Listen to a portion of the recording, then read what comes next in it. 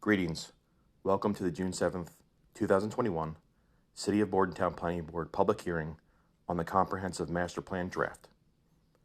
I'm recording this after the hearing because of audible issues that made the recording of my initial presentation inaudible. At the hearing, after a motion was approved to open the public hearing on the draft master plan, I went through some housekeeping items. I reviewed with the crowd that although many of the COVID directives for the state have been lifted, we have chosen to continue to allow for more space for our members and the public, and very much welcome anyone in the crowd to wear a mask for any reason whatsoever. And we've provided spacing for our board members and the members of the public that are in attendance tonight. When members of the public arrived, they should have noticed a sign-up list at a formal table where everyone was given an opportunity to sign up to speak if they wished. We are doing this because we're hoping for a crowd and need to be more structured than our typical meetings. When the public comment portion of the hearing is to begin, I will go down the list of who was signed up in person. Then I will go down the list of those that have raised their hands on the Zoom. Then I will ask if anyone's changed their mind and offer opportunities for additional comment. In terms of the Zoom call, I need to make it very clear that nothing in the comment box counts as comment, and that we will only be responding to procedural IT issues in the chat box. The chat text is not considered part of the formal record. You can pass on making a comment when you are called on. That's no problem. If we continue to have problems with the audio tonight, I want everyone to know that public comments, written comments are open till Friday. So you can actually submit written comments tonight, give them the ballot if you have them. You could submit oral comments, or by Friday to the email that's provided in the notice, you could provide the same comments, pro or con. I want to make sure that all residents get a chance tonight. When you're making comments, and then you're in the crowd, please refrain from supporting or challenging the comments of any speaker from the crowd. We all deserve a chance to be heard. Bordentown City is a great community, so let's demonstrate that tonight by offering respect for all opinions. We're setting a 5-minute limit initial for testimony. Then you'll get another 3 minutes if you want at the end. Why are we doing this? Because if everyone in the room took 20 minutes, we'd be here tomorrow morning. So we want to make sure that folks know 5 minutes. And then if you really have the need to submit additional comments, offer an additional 3 minutes at the end after everyone else has had a chance. And you could also submit written comments. I explained that.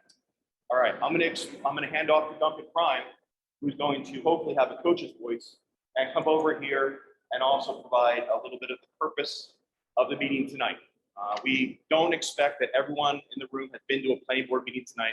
So we want to do a little bit of an education, talk about what we're doing here tonight. This is not a unique thing for city government to be doing. There's 565 towns in the state. Every single town in the state by law is supposed to have a master plan. And we're one of our goals tonight is to explain to you why this is necessary. So Duncan's going to go over, Duncan is our attorney for the planning board, and he's going to go over some of the basics of what we're here to do tonight. And maybe as importantly, what we're not here to do. Thanks, Dan. Can everyone hear me okay? My name is Duncan Prime. I work for the firm of Prime and Tubel. We are an outside consultant, a law firm that represents this board. We are appointed every year in January. I've served in this role since 2015 for the City Planning Board. As your chairman just indicated, we are here tonight for the public hearing to evaluate the master plan draft that you've seen posted online and on the city website. The board's role tonight with the public hearing is to discuss the plan, have comments, offer comments after Mr. Latini provides his summary, and listen to your comments, most importantly. After they hear all the comments tonight, the board has 3 options. The first option is to go ahead and approve the plan in its current form. They do have the option to do that. From what I understand, from what I've heard from the chairman, it's unlikely, but it is an option the board has. There are 2 other options. Secondly, the board could carry this public hearing to a date certain, a new date, maybe the next hearing that we prefer was June 29th or even July, if the board would like. If there are changes proposed to the plan, if there are tweaks, amendments made or anticipated to be made, we will have to publish another notice in the newspaper, post it on the city website, including any changes that are being proposed. So there will be ample notice for everyone here and on Zoom to evaluate the changes and to come to the next meeting. We'll have a date for you tonight. Those are the options before the board. Does anyone have any questions? We'll be up here on your roll tonight. Fallon, what are the newspapers?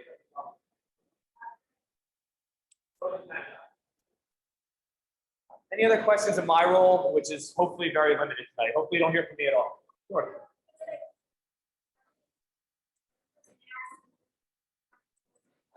Sure. Chairman, did you hear that? Yeah, we'll absolutely repeat the question, yeah. Any other Especially- questions as to the process or procedure? Sure. So master plan statutorily needs to be a 6-year thing. Once the re-exam was done, you had 6 years to do another re-examination. That is now 10 years.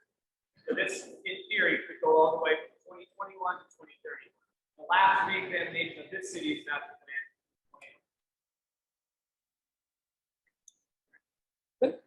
Thank you. Of those options offered under the law, I'm here tonight to tell you that we are not considering adopting the plan tonight. We do intend to make surgical changes that address comments first, positive and constructive or perceived as negative. I want you to know that we're listening. We don't intend to take any action tonight. We plan to continue this hearing to at least the 29th of June. Depends on what we hear tonight, depends on the comments we get off by Friday. We'll make a decision about how we're going to proceed and then we'll notice that decision. I want to introduce our planning board. I'm not going to have everyone introduce themselves because of time and it's definitely warm. Our planning board consists of 9 members, all residents, and 2 alternates, all residents. That's 11 residents that serve on the planning board, appointed to some role by the city commissioners or defaulted into the role they serve, like for example, with the environmental. I know I'm one of the newer people to town on the planning board, and I've been here for 15 years. Many of the members of the planning board have lived here their whole lives. Let's assume that the average is 30 years of residency in the town. You have over 300 years of experience in Bordentown City in front of you on the planning board, and they're all residents. So I think I just wanted to say thank you to them, make sure that they're recognizing the work that they've done. Our planning board staff, it's Duncan and then our engineer and our secretary. That's about it for staff. Our planner, Chuck Latini. Our planning board activities are typically, at times, pretty boring. Setbacks, variances, it should be 10 feet or 20 feet. And we hear applications for homes. Sometimes it gets really exciting, like the Ocean Spray redevelopment. Sometimes it gets really exciting and we have folks out for the master plan. I can tell you that all the steps we've taken are consistent with state law that every town has to follow. I can tell you that there have been 10 separate planning board meetings, all publicly noticed into the public session since February 2018, since the planning board has discussed the master plan. So I wanted to say that out loud because 10 separate times these citizen volunteers have taken the time, and at least a portion of 10 meetings in the last 3 years have been dedicated at least to a portion of the master plan. So we've been out in public talking about this for quite some time. We've talked about the engagement strategy. We've talked about the survey design and the results. We've talked about a straw man for what this plan should look like. And we released a draft in this way so we can get feedback. Additional measures outside the requirements include posting on our website, a steering committee of residents from the community, both residents and businesses. That's not required, and we did it. We did a survey. We got assistance from Burlington County's Department of Economic Development to help keep our costs down, which we really appreciate. We've held stakeholder meetings outside of hearings, social media, and we've extended public comments and materials posted for tonight purposefully so that we're not in a position to adopt something that we're not so sure of. The delays, we would have been doing this a year ago, but the world had different plans. So we had COVID. We also had some critical issues come up in the city. We had the Ocean Spray redevelopment project. We had the planning board's involvement with the Divine Word purchase that we're grateful that the city commissioners took the actions that they did. So we have to be a little nimble here. Tonight's probably a great example. What else would happen in a year of COVID other than having technical difficulties and have some sweltering heat? What else could we expect from a process like this? All the legal requirements have been met. Newspaper notices of surrounding towns. It's been available for inspection. Additional measures include, but not limited to, social media posts about the meeting tonight and the draft availability. We've gone around town, posted flyers at people's residences. That's not a required thing. We thought it was the right thing to do. A city email went out through the city's email site, went out over the weekend and on our website. So here are just some closing points before we turn to our city planner to present the plan. After the planner, Chuck Latini, presents the plan, that's when the opportunity for comment will start. We're going to go through the order in which we received the listing. And listen, if you've just heard about the effort, this effort tonight, if you've lived in town forever and you haven't heard about it, we welcome you to the discussion, and we're grateful that you're here. Please know that this group of residents have all been appointed to the planning board due to their combination of subject matter expertise and local experience. They've been working in an open and transparent manner on these efforts with only the best intentions for the long-term public health and well-being of our city in mind. Is it perfect? No. So help us get it better. We know we're not perfect, so help us get it better. And I feel like this needs to be said too. There's some big social, economic, and environmental issues out there that are seldom solved town by town. Please do not be dissuaded from commenting on big issues, but try to help us provide detailed comments of how you think the city can help on things like, for example, climate change, rent increases, things like that. Know that these are big issues that the city may have some limitations of solving on our own. So if you have a comment related to some big, large issue, please help us to try to point a real pointed finger at how we can actually help. We're listening. I thank all the planning board members, and I'm going to stop talking and I'm going to get to Mr. Latini. Process, how we got here. You can ask all those questions during your testimony or your questions, right? Sir. So before we begin, required by statute, swear you in. You raise your right hand. You swear to affirm the testimony you're about to give before and public to be true, whole truth, and nothing but. Absolutely. Thank you. So, good evening. I'll tell you, I can't wait till this whole Zoom thing is completely over. I can't wait till the whole Zoom thing is completely over and we're able to get back to actual normal meetings versus playing IT person and trying to figure out how to make all this stuff work. But in the spirit of developing this hybrid.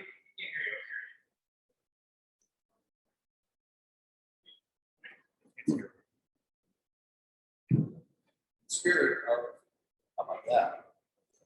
The spirit of trying to develop a hybrid scheme so that folks who aren't comfortable to come back in public yet can get an opportunity to hear us. We apologize in advance for some of the technical difficulties that we have on the sound side. But once we get the presentation up and running, we should be able to hear it crystal clear. That's the most important part of this whole thing. And we did it this way so that we could record an actual presentation and everybody get to hear it. When we get to the actual question and answer period, I'm going to ask you all to come up here and use this speaker so that we can pick it up and our folks who are online can hear the dialogue moving forward. So with that said, welcome to the overview of the 2021 Bordentown City Comprehensive Master Plan. Our agenda this evening is primarily to present the draft and, while doing so, review the process we've undertaken to get there. You will hear a summary overview of this fine city, in addition to a brief summary of the input we received thus far through the engagement process. The balance of our time will then be spent presenting the goals and then recommendations of this plan before turning it back over to Chairman Kennedy and the Planning Board for questions and feedback from the public. The process began by forming a committee of residents and business owners who provided feedback and input as to the process. The idea behind the steering committee, when combined with the stakeholder and advocacy group interviews, was to facilitate pushing the master plan conversation deeper into the community. Many times the work of citizen boards like the Planning and Zoning Board do, and even a governing body for that matter, is not as closely followed by the public. Every month, these groups of dedicated volunteers, elected and appointed residents, meet to discuss these important matters. We sincerely thank all the volunteers of this community, whether you participated in this master plan or plant flowers in front of your home. It takes collaborations, partnerships, and care across the entire community to make Bordentown the great place that it is. So what exactly is a comprehensive plan? While a plan can address social framework issues, it is, however, generally a plan for how the city's physical infrastructure, such as sewer, water, roads, buildings, and land use, such as housing, commercial development, and parks, are coordinated and then leveraged. A master plan provides a vision for the future. One thing it is not is a regulation or ordinance governing the community, but it is important nonetheless. It provides the community a plan for coordinating finite resources and leveraging them holistically so that the ordinances that are then created to implement it can then be thoroughly vetted and understood. In New Jersey, a comprehensive plan is mandatory in order to effectuate zoning. Zoning, of course, is what a community utilizes to maintain order within the built environment and provides predictability in land use. More importantly, a comprehensive plan has the ability to not only coordinate investment, but enables the community to be more responsive and resilient towards ever-changing conditions. During the process, we developed this vision statement, which encompasses a lot of positive ideas boiled down into a single statement. Bordentown is, in fact, an established community with a lot of character and characters. It has what many communities strive to be these days: vibrant and resilient. We are, in fact, a little city with a lot of charm. So we officially began this process pre-COVID in August of 2019. COVID did squash some of our ideas for community workshops, but as we got into the analysis and into initial conversation with stakeholders, we realized what the city needed was just a smattering of creative ideas and fixing what was broke, not wholesale change. So the adjustments to online meetings seemed to work out fine for the initial draft. Now that we're back to somewhat live again, it's nice to be here with you and have somewhat of a normal dialogue in order to gain further input regarding the plan. If you came later to the game, or if you've been here all along, you're here and you're welcome. So this is where we've been. A lot of analysis, mapping, meetings, and writing. As a resident of Bordentown for the last 10 years or so, some experience too. Nonetheless, a draft comprehensive plan that the planning board and city can be proud of. While we have continued to receive written comments online, we are not done. The city has continued to want to ensure we gather additional input before we finalize this plan and adopt it. Eager to get past the plan stage and into plan implementation, which you will hear time and time again this evening, much more work needs to be done.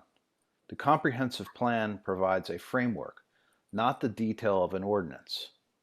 So we will certainly require much more detailed discussion and community input, particularly for ideas in neighborhoods where certain land uses or ideas present themselves specifically.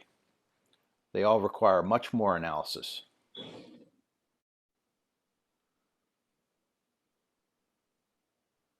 So, you know where we are, in the center of a lot of interesting places and smack dab between the New York and Philadelphia marketplace. Well, a little closer to Philly. But like other communities and places presented on this graphic, our community is at the forefront of this nation's revolution. A lot of players rolled up through here, and there remains great interest in experiencing what Bordentown has to offer. Add a river and the great resources we have in our people, and the city has a recipe for success. The census estimated an anticipated population increase to 4,012 for 2020. We'll see about that as the census has yet to release its new data. Regardless, we remain relatively stable in that 3,900 to 4,000 population range. As households nationwide are shrinking, transitions of population from aging to new family households do continue to present some fluctuations. However, unless ocean spray redevelops, which seems unlikely in the short term at this point, Bordentown will see relatively flat growth. We are 1 square mile after all, and thanks to Mayor Lynch and the commissioners, we just shut off the development potential of the 70-acre Divine Word site, which is also known as Point Breeze, the former Bonaparte estate. Thank you to all for those efforts. It's truly huge, and we look forward to planning the future of that site. The analysis of such a planning effort includes both what's on the plan currently, as well as what's actually on the ground. Generally speaking, Bordentown's general land use categories match up with the land uses presented under the zoning. Residential is residential. Commercial is generally commercial. But zeroing in on the characteristics of specific neighborhoods, lot sizes and setbacks in particular, we see huge differences between the characteristic of parcels within the same zone, specifically the R3 zone, the medium and high density residential zone, which we'll talk about later. This zone is of particular importance because it incorporates the majority of residential zone in town, and for some reason it is nowhere near consistent with what's on the ground. It just doesn't make any sense. The zoning issue aside for a moment, the city's historical patterns of development allow it to remain a resilient place. Over time, the city has ebbed and flowed in an economic sense, but its compact street network, historic development patterns, and sense of place, though not without its challenges at times, plays host to a dynamic mixed-use community that continues on. While demographics and personalities may change, Bordentown City is quintessentially America at her best. The only thing really left to do is tinker and be creative. Sidewalk and streetscape improvements, lighting and ADA accessibility. Capitalizing on our history, strengthening our relationships with the environment, both practically and logistically. For example, stormwater. And public-private partnerships for parking, for creative business opportunities, working with the township on Route 206 improvements, and the like. So quickly summarizing some of the input we received thus far, we see the survey which was put out in December of 19 and ran through April of 2020. The one thing that posting the survey on Facebook and the city's website has taught us is that we need to continue to be creative about communication with the public. Regardless of the fact, the public should be aware that our boards and commissions agendas are posted for everyone to see, and we do want you all involved. For what you'll see here is no surprise. Parking remains an issue, but so is pedestrian safety. The most important points within this is that people overwhelmingly believe that being able to walk around town is what makes Bordentown truly great. Being a town whose bones were laid out during a time of the horse and buggy, it's important to continue to improve on our streets for residents and businesses while recognizing that widening streets and additional parking fields are not really options. Stakeholder interviews occurred throughout the summer and into the fall. We met with a whole host of folks from a variety of different organizations: the firehouses, economic development people, environmental folks, historic society, and the commissioners themselves, as they are the department heads of DPW, finance, and the police. All told, about 50 individuals, not including the planning board. 51 once we loop in our new mayor. Congratulations. The interviews really underscored the notion that when we work together, great things can happen. Generally, throughout these interviews, we saw support for a wide variety of creative ideas that you'll see later on in the recommendation section. Ideas that, again, will require more analysis before finalizing, but folks generally wanted to see these concepts vetted out at the next stages of implementation. Through our analysis and feedback, we developed 10 basic goals that then guided additional goals presented within the general categories of economic development, housing, circulation and parking, and open space and recreation. Nurturing the downtown, housing, preserving and reinforcing our storied heritage, the highway corridor, the waterfront, resiliency and environmental stewardship, public safety, coordination, providing adequate and integrated open space, and improving mobility and access. All of these are important considerations. Specifically on the economic development side, we see history being a big part of the driver of our local economy, in addition, of course, to our great businesses. Improved wayfinding and improved circulation, being able to cross the highway, and the gateway treatments we can announce coming into town, parking management, and most importantly, the pedestrian environment are all important components of our local economy. Throughout the master plan, you will see a lot of crossover in the goals and other various components of the plan. After all, the economics of a community and its quality of life are supported by not only its residential and commercial markets, but its character, its charm, accessibility, natural resources, parks and open space. It's all truly connected. Onward, we find housing and community development goals. The plan encourages preservation and rehabilitation. Affordable housing is an important topic within New Jersey specifically, which will require a separate housing and plan element. But ensuring folks can age in place and renters can continue to live here are important considerations to our economy as well. Open space and recreation is another broad category where we set specific goals. From embracing the waterfront to incorporating arts and history throughout town and being creative with our public streets. These goals allow us to get creative and how to make best use of all of our spaces, both traditional open spaces in parks with non-traditional, like utilizing our streets as public spaces. The last bucket in the goals section is circulation and parking. Obviously, they're important considerations, but overall mobility is far more important than just automobiles. It's people on foot, on bike, and even wheelchair. What bubbled up to the top in these goals was enhancing mobility across all modes of transportation, a complete streets approach, if you will. Management of parking was another. We can not only improve our capacity for parking, but more importantly, our management of it. We have business owners and their staff parking directly on Farnsworth Avenue. In our public parking lots, we have residents who sometimes don't move their cars for weeks. We can and must do better in this regard. Also important is our trails network, which enhance pedestrian circulation in general. Part and parcel is being able to cross the highway as well. The recommendations are quite simple. Improve what we got and be creative. Our recommendations have 5 general categories, as you'll find on this slide, including general and administrative. The other categories line up with the goals that we just discussed: economic development, housing, open space, and circulation. On the administrative side, there's some assessment that I do think is warranted, although we don't need to get crazy.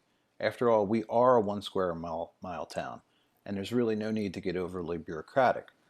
But with the changing landscape of retail and the assistance we might be able to provide the business community and the Downtown Business Association, in addition to residents' interest in seeking rehabilitation of their homes, all could be important functions of somebody well-versed in planning and economic development to supplement the city's already outstanding staff. The biggest, most onerous recommendation on this level is to revisit the land development ordinance and update it. Once upon a time, about 16 years ago, the city tried to do this once before and it got shelved for many reasons. But after looking at it, there's really no need to throw the baby out with the bathwater. We're going to surgically go through this and flesh out the better ideas and explore them in much more detail and through public engagement. Perhaps the biggest reason to amend the zoning laws is the fact that almost all of our zones are out of sync. So we'll go back to the R3 zone, where we see it all clear as a bell. The R3 zone consists of single-family, attached, detached, and semi-detached.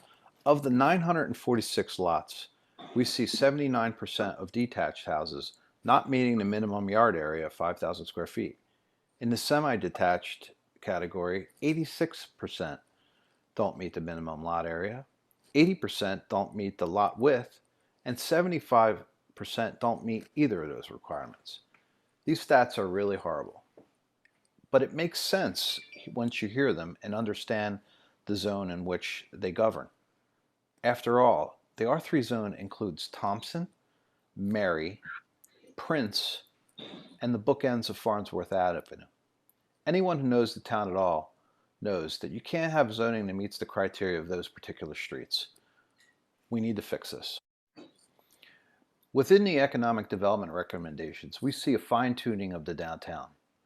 Obviously, we ran into some issues during COVID that need to get ironed out, especially when we closed the street. But the idea of being creative is what's really most important here. To help further protect us from the war on retail by online shopping, businesses need to be provided with additional tools and flexibility to be creative. We saw this specifically in practice when a few of our shops started sharing space with one another.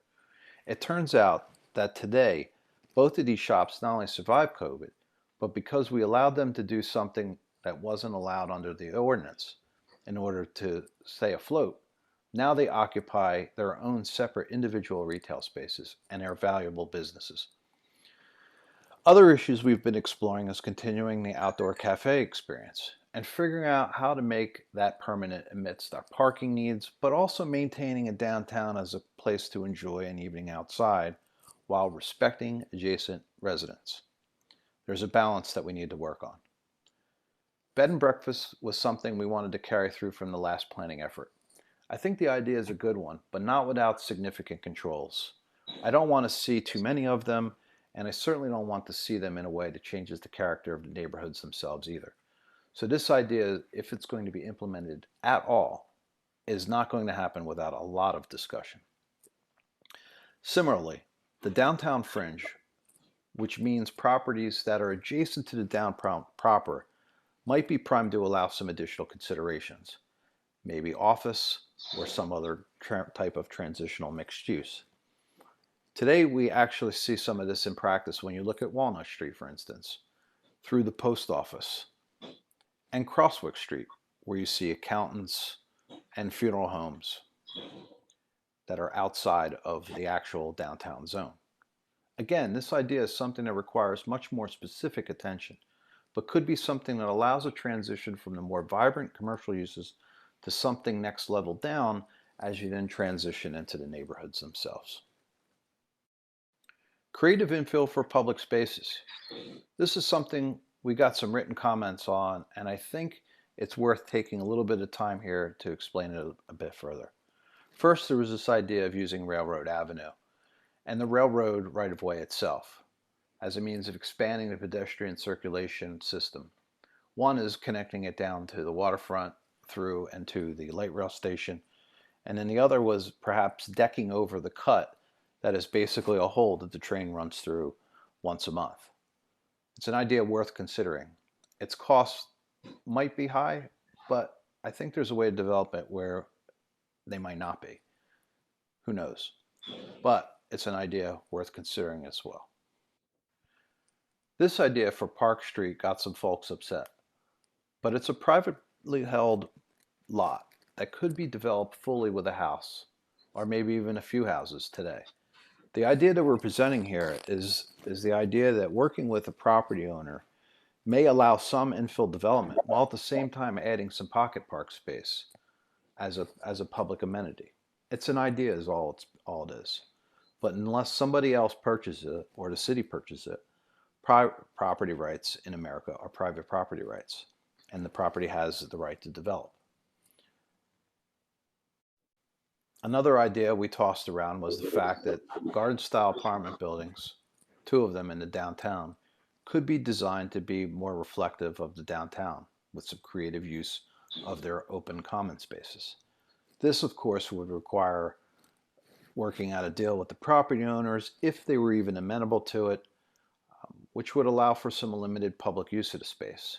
Perhaps even the property owner could rent space out to a pop-up shop on festival days. Who knows? It's an opportunity worth exploring, and the idea was one that we thought was worthy of putting it in the plan because it spurs other ideas for different areas. Other recommendations in the plan under economic development include circulation and parking, in addition to creative use of the street. While we do creatively use the street from time to time when we shut it down for Cranberry Fest and the like, COVID showed us some other opportunities that exist out there. Other cities and towns have really done some really creative things in addition to what we've done as well. Of course, we would need to work out with emergency management and ensure safety and access considerations, but there is something interesting in the idea of using public streets as public spaces. And I think we could do that in very systematic ways that recognizes the neighborhood's considerations as well. While I know there are many questions you would have before the city would allow cannabis to be sold here, what I do know is the city has until August to decide if they're in or they're out. If no action is taken, then the city is automatically in under the confines of the legislation. The ballot initiative proved that residents in the city, county, and state support the idea. And while we think we need to be much more deliberative on the matter, I believe the commissioners will be taking this on this month, so stay tuned. For what we do know in the regulations is that municipalities have a great opportunity to control exactly what type of entity comes into town, where, and importantly, how, including the ability to set up a local licensing process that ensures that they get community host benefits beyond the local tax. We could, in fact, put together a program such as drug awareness. We could do a workforce training and development program, a whole host of things that we could partner with entities on. On the economic development side, historic preservation is firmly part of it. First thing we need to do is reactivate the Historic Preservation Commission. There is some funding we can pursue to support property owners and businesses in terms of rehabilitation, but our town's history is important, and whether anyone knows this about it or not, history lovers do come here. But without a functioning commission, our opportunity to get grants and funding is significantly limited. Housing recommendations include the zoning issue we had already discussed. What we didn't say before is that currently many property owners, if they want to rehabilitate their house and put an addition on it, most have to come and bear the cost in both time and financial resources to come before the board for a variance to do so. It's not only onerous, but it's unnecessary when we have the power to correct it through revising our zoning.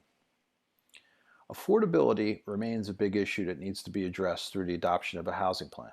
Such an effort would also include accessory dwelling units for in-law suites. Again, with more analysis, of course. But such a plan would also deal with housing rehabilitation and supporting folks, particularly the elderly, keep their properties in good shape and help them age in place. Open space. We have fantastic opportunities all over the place. Bordentown City has great bones. We just need to connect the dots. The big takeaway in this section is to provide support for the Environmental Commission as they started to outline an open space element for the master plan. This could also be utilized to support the city commissioners in their capital improvement planning and also seeking grants moving forward as well. In our minds, a huge opportunity lies in the wonderful waterfront we have. We do have great boat access, but we need to expand pedestrian access to the river and creek networks, whether you're talking about the Blacks Creek or the Crosswicks. We have the opportunity to tie together areas from Lime Kiln all the way through to Point Breeze. A little coordination and we're cooking.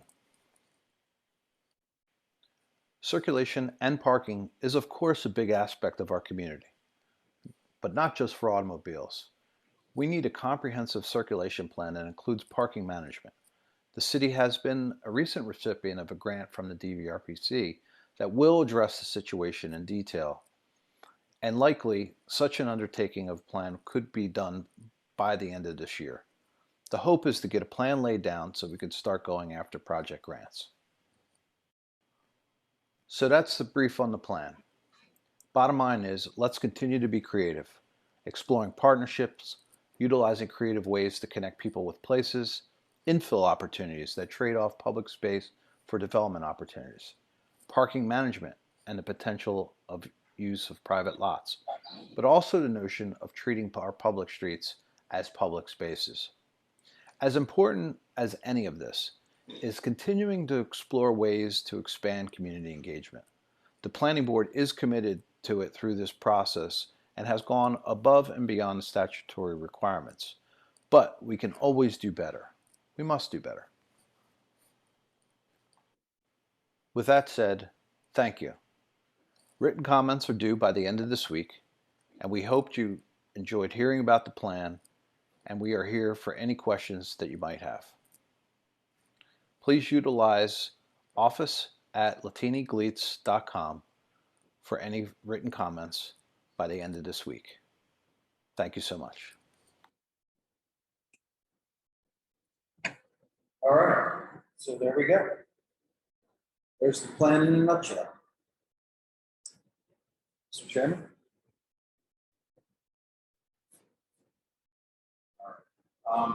I left an extra form here if you arrived a bit late. It didn't get the notice that you were to sign up if you want to speak.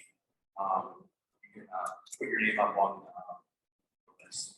With that, and when you're going to do a 5-minute limit, hopefully we'll not need 5 for everyone. And if you want to pass after hearing that, you're free to pass. That's fine. Fallon's going to hold up a sign when you get to 1 minute. Fallon, can you show them what that looks like?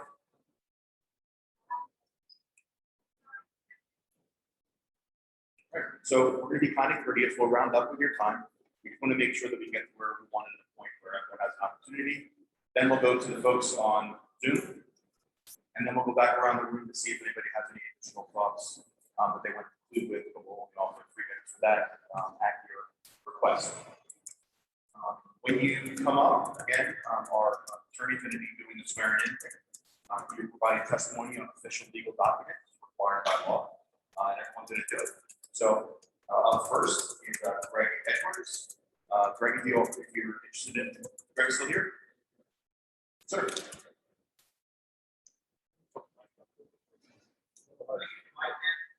Yeah. You come over here. Over here is probably best if you wanted to address the crowd, if you wanted to address the planning board, and then you can ensure that you're picked up on the magic box. You want to sing? Hey, you get 5 minutes, however you want. First things first, please raise your right hand. Swear or testimony you're about to give the truth, the whole truth, and nothing but the truth. All right, your name and address for the record, and you can go ahead. Greg Edwards, here. Yes. Address 6 West Park. Thank you very much. See. So I have a question for the planner. I have quick comments, but something I was unclear on when I read from the presentation is what the proposal is with respect to changes to the ocean spray development. I understand the plan was approved before the acquisition of Point Breeze, and I understand how there's now a relationship there, but what I don't understand is what's now being recommended.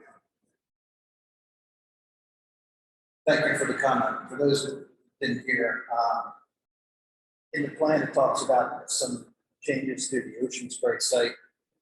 What exactly are those changes? So, as we negotiated the redevelopment plan with the developer, as many of you know, we had a plan that ended up with around 50 to 60,000 square feet of commercial space in the old factory building and about 300 housing units. I think it was 296. 296. So in approving that, we wanted to make sure that, you know, all of the other flexibilities that were built into that zone were tightened up a little bit. So for instance, when the plan first got adopted, the former property owner advocated for an expansion of industrial uses, which meant not only could it be a manufacturing site, but it could be heavy distribution and warehousing. So what we wanted to do was ensure that the original factory, if it was going to function as that type of use, doesn't have to be obviously a cranberry site, but if it was going to be a manufacturer, it could distribute from there, obviously, because that'd be part of the process. But you couldn't just come in and turn it into a big warehouse and run trucks all over the place. So we really just tightened down that zoning a little bit and still allowing the mixed use development of the housing to move forward, but just tightening down the heavy industrial uses that were there. Thank you, that was helpful. Just a few brief observations. First, I thought that the plan itself was well done and addresses a lot of the issues that need to be discussed.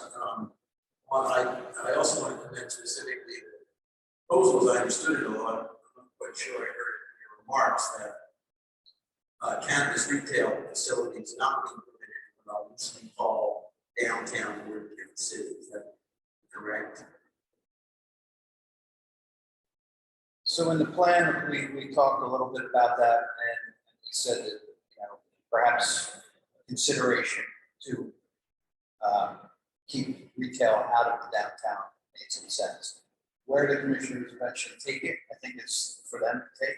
It's open at this point. But my experience being in the cannabis industry, you know, as a planner over the last 3 years, is that cannabis retail drives significant traffic, significant, to the point where, you know, some places have lines down the block, and parking already being a problem. It didn't make sense for us to, I don't think it makes sense for us to, you know, wholesale allow them downtown. But, you know, there may be opportunities for specific sites that works. Who knows? We've got to really like pry open the zoning before we decide ultimately what we would really recommend to the commissioners. Thank you. Just on that point, I think that cannabis retail establishments in downtown Bordentown City is detrimental to the rest of the businesses in Bordentown. And imagine what it would do for the street fairs sponsors. So since we're talking about zoning, I would encourage the city commission to look at that right ban. Personally, I ban all the facilities everywhere. Bordentown Township was the housing will deal with all the headaches that come with it. For those who think there's a lot of revenues from it, well, we'll talk about that 10 years from now. Two other quick points. One having to do with recommendations about dealing with the areas around the railroad track facility and heading down towards, I guess, 3rd Street. All of those sound very good to me. I'll just make this observation. I had a complaint about the way things are done sometimes. The border area around the parking lot, the municipal lot, it's seedy is the best way to put it. I don't think it really it's not an attractive facility for people who are coming into town, going to restaurants and the like.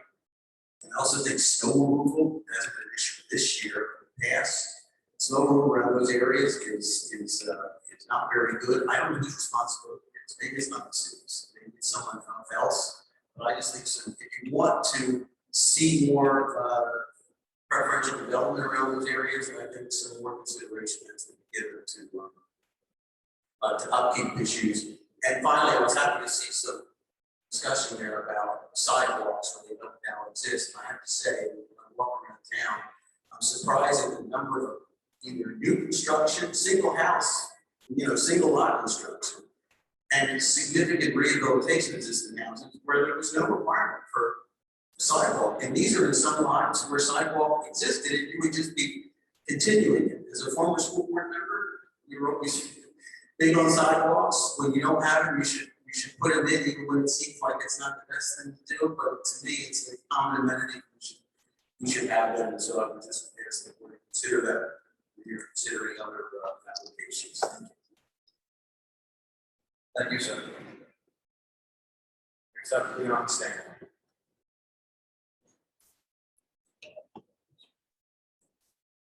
You do raise your right hand. You swear to affirm the testimony you're about to give to be the truth, whole truth, and nothing but. Yes, I do. Your name and address for the record. Leon Stanley, 91 East Berlin. Thank you very much. File this under the heading of ideas, suggestions, recommendation. The first being regarding B&Bs, which I know they were a hot button issue in 2009. They're a hot button issue this time. I personally am in favor of them, or at least one. The caveats listed in the plan, common sense caveats: parking, no kitchen facilities in rooms, owner management, present 24/7. Those are all good common sense considerations. But I wonder if the idea of a licensure akin to a liquor license couldn't be created by the city to add another layer of control, where not only a B&B would be controlled not only by its own, but somebody would have to apply for it. And potentially, I don't know the legalities of this, could that then also, instead of being a one-time approval, there be an ongoing accountability, if you will, when the license will come up for renewal. But just to add that, perhaps another layer of control to the idea. The other two things are somewhat tangential to the master plan, but it seems a good time today to bring them up, especially since you mentioned fine-tuning the downtown. When I was on economic development, I tried to put forth the idea of working licensing. So we could have a better handle on what is in town, and maybe be better able to manage what we've measured. We really don't have any capability to do that right now. I certainly wouldn't see anything burdensome. A nominal fee, $25, not bureaucracy for the sake of bureaucracy, but better able to measure what we have. And some of my colleagues on economic development didn't see the need or the value. This is discussed in February 2019.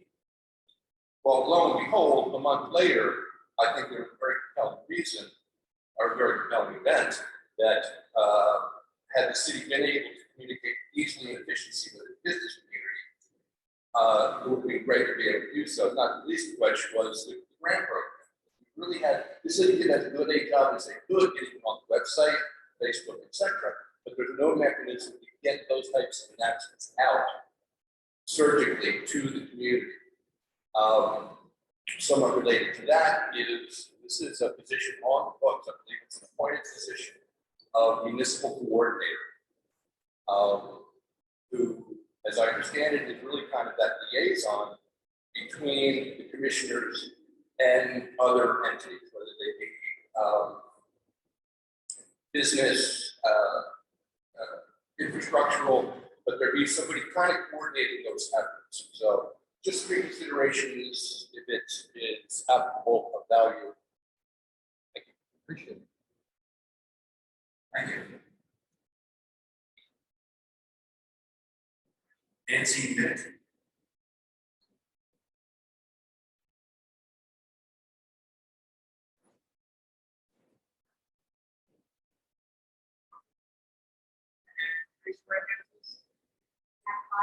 I don't know. So it is valid, but I don't disagree with you. You swear or affirm the testimony about the truth. so help me God. Yes, thank you. Your name and address for the record,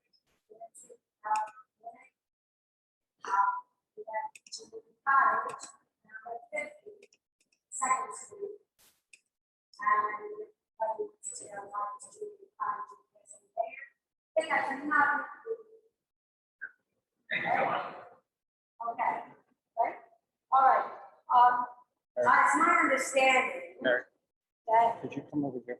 oh, sure, it's the light. Thank you. Thank you. It's my understanding that there are grandfather laws in place that really need to be updated. Really, really need to be updated for very good reasons. I could get into that, but I only have 5 minutes.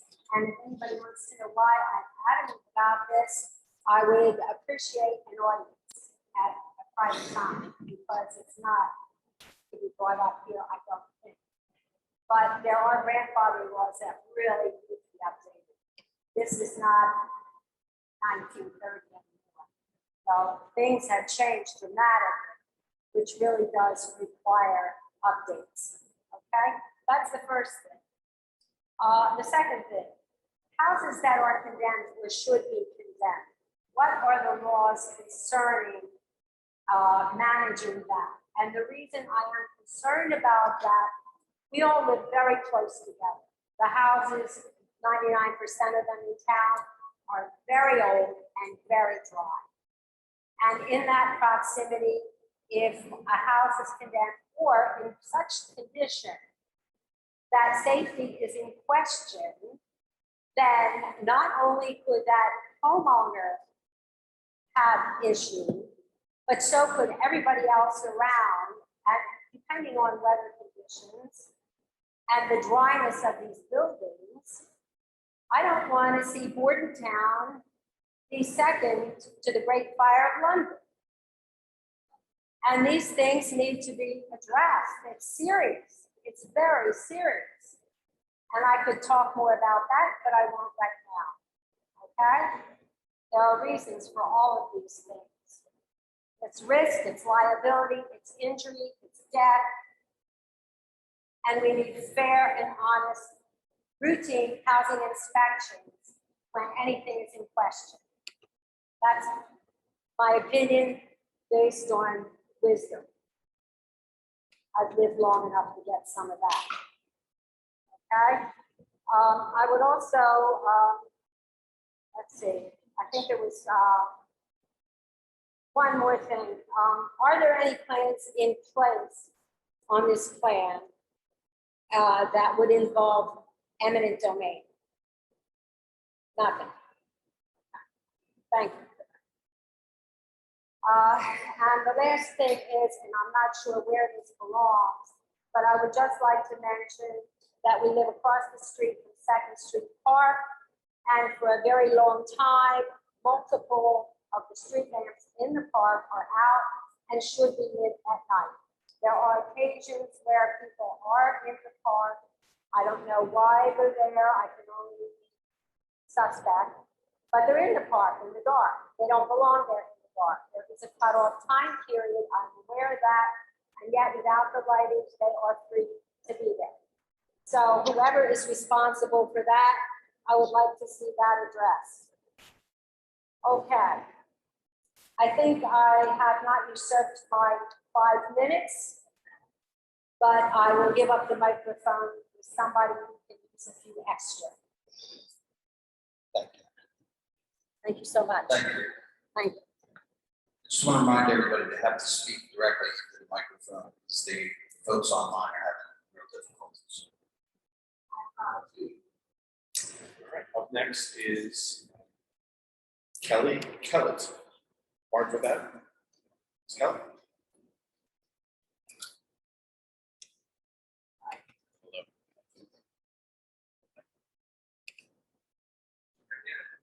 You swear or affirm the testimony you're about to give the truth, the whole truth, and nothing but the truth. Yes, Thank you. Your name and address. Kelly, 16 Farms with that. Thank you so much. It's sort of just 2 questions. There are 2 auto bodies in Bordentown, and I noticed on the original plan, they're not designated as industrial, but on the existing use plan, they are. So has any environmental study been done for those 2? And will anybody do that? Because it looks like they're going to have to change to industrial. That's all I have to say. Which properties are we talking about? Magic Finish and Oh, Growers. yeah, so, no, we don't have anything on that. There are the case files, that we refer to, when any kind of development would be proposed there. And, They're all already that, developed. all that information is on, these website under the town. So it's-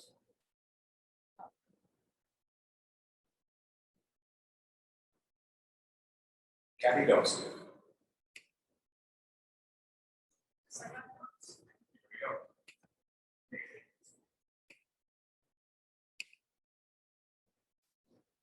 And it's very good from, we swear her testimony you were about to give. Yes, And your name and address. my name is Kathy Dawson. I live at 200 East Chestnut Street. Thank you very much. Thank you.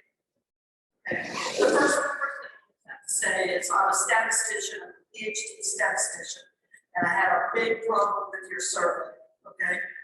First of all, you said there were 351 responses, and that's 10% of the city population. Well, 29% of those people were non-residents.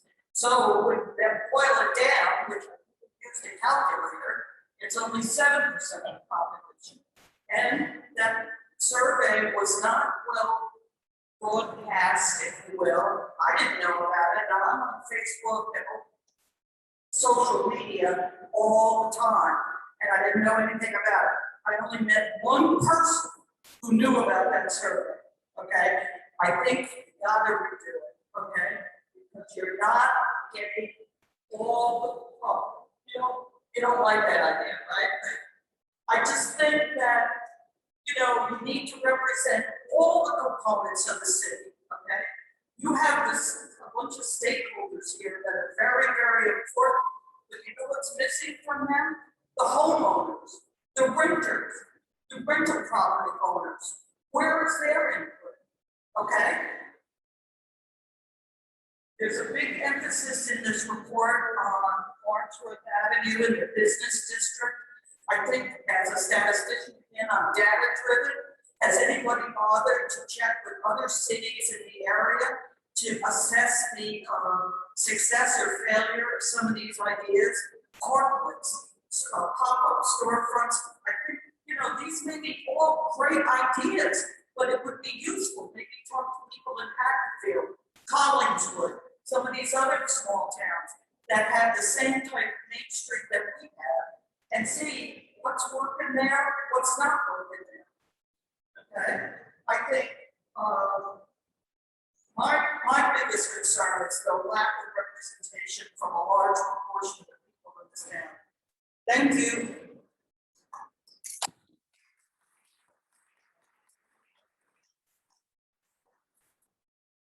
Sure. So I just feel compelled to do a quick response. In terms of whether we checked in with anybody, in terms of Haddonfield, other places. I'm a resident of the town. I'm also a licensed professional planner with the Master of the City and Regional Planning. Chuck is the same thing. We're these planning nerds that go to all these planning conferences. And we do check in with people, and we have researched this. And What's the data? Let's see the data. which data? What you just said, there's data. No, I said we spoke with them and we reviewed the research, and there's been a lot of success in other towns. So whether or not we implement these ideas in town is going to be up for a lot of discussion. And listen, that the input you just provided to us gives us stuff to think about. And I haven't heard other people say that park links are bad or not going to work, but that's something we heard tonight that we'll take into consideration. But we do know they work. We do know they work, and that's based on credible academic information and also collaboration with other planning boards, staff. Show me the data. And we can add in some data into the dates we talked about. For sure. All right. Respect your credentials for sure. George Gonzalez, 1940.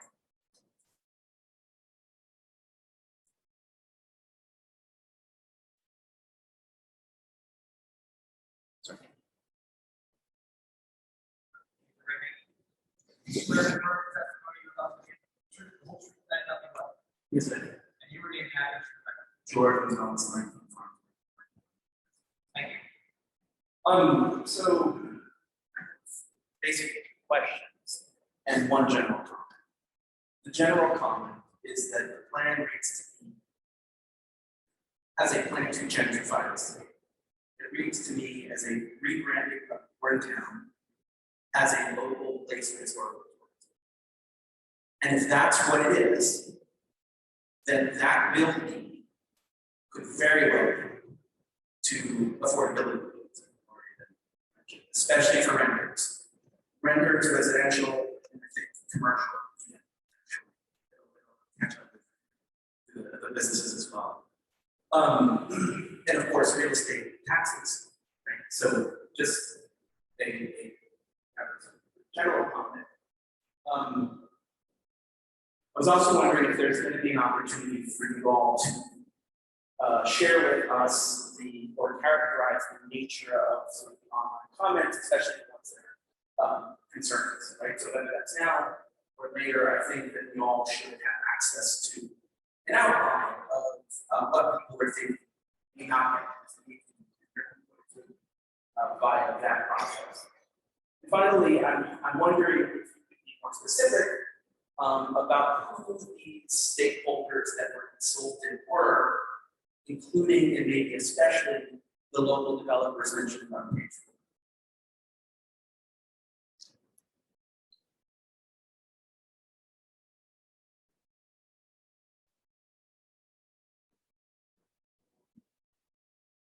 I think we'll take that and develop. I think we can add some more details in terms of we do generalize on the page about stakeholder engagement.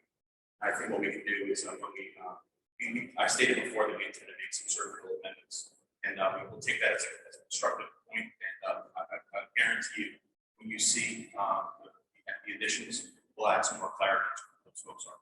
Sorry, follow up. No, sir. No. And then let me just on the survey. We have made no representations that the survey was a scientific validity. That survey was conducted with the support of the county economic development department, and it's consistent with how they've approached surveys from extra planning processes all over the county. So if your point is that it's not a scientifically valid survey, we acknowledge that. I guess my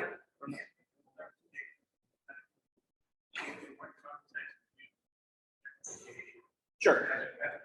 Yeah, can I come back to this question?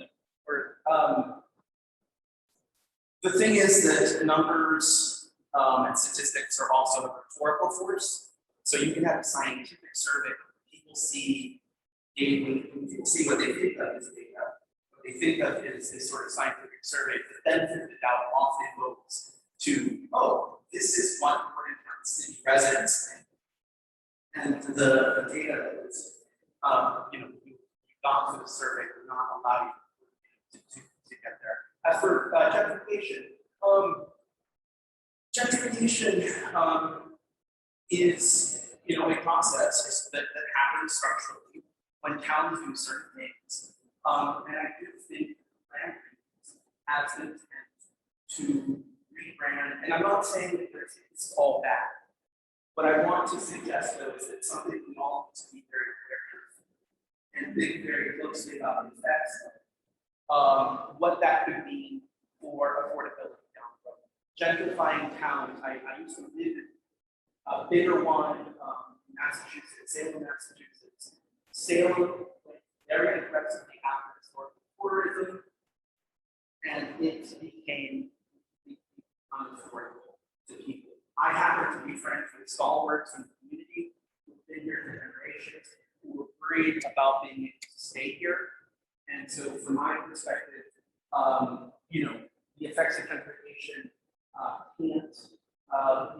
can't minimize those things. My last comment was, if you could please actually just share the names of the stakeholders.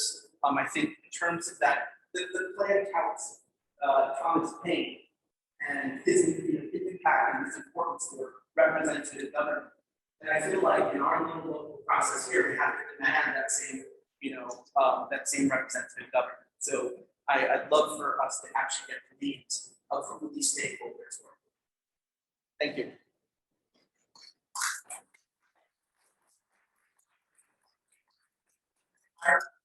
I heard what you said. I appreciate what you said, but to me, it flies in the face of what the zoning ordinance or the master plan is trying to do in rehabilitating and upgrading the community as a whole in various neighborhoods. Could you be more specific as to where you're talking about gentrification occurring in town?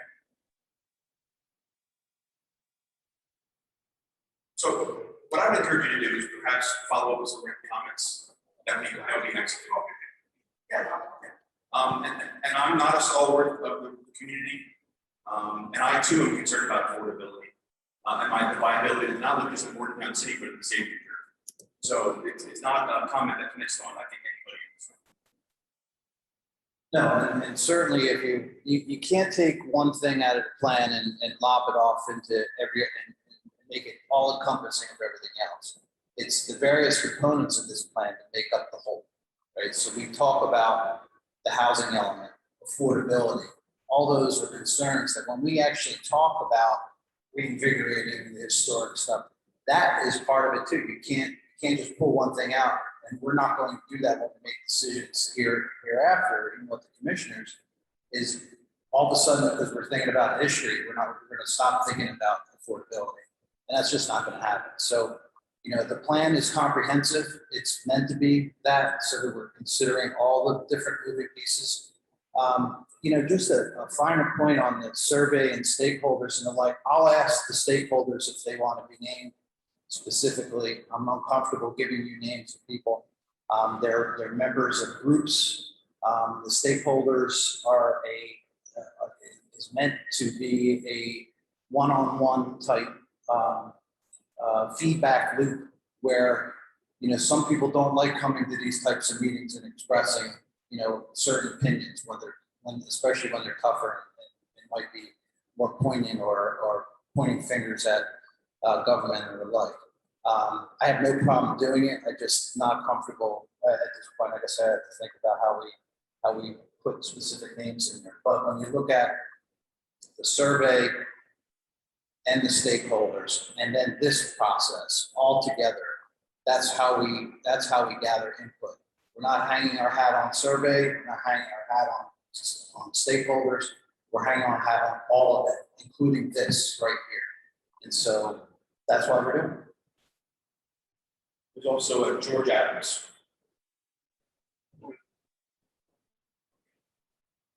Brennan Jones.